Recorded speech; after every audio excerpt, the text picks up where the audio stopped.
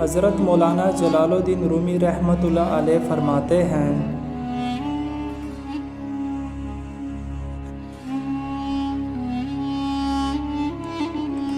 یاد رکھیں مقدس اور پاک مقام میں داخل ہونے کا راستہ آپ کے اندر ہے۔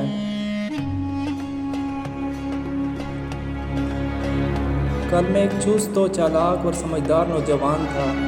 میرا خیال تھا میں ساری دنیا کو بدل ڈالوں گا، یہ کوئی بڑی بات نہیں۔ آج میں ایک تھکا ہوا سمجھدار بوڑھا ہوں، میرا خیال ہے میں خود کو بدل ڈالوں، یہ بھی بڑی بات ہے۔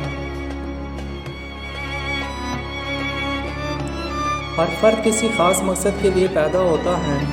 مقصد کے حصول کی خواہش پہلے ہی اس کے دل میں رکھ دی جاتی ہے۔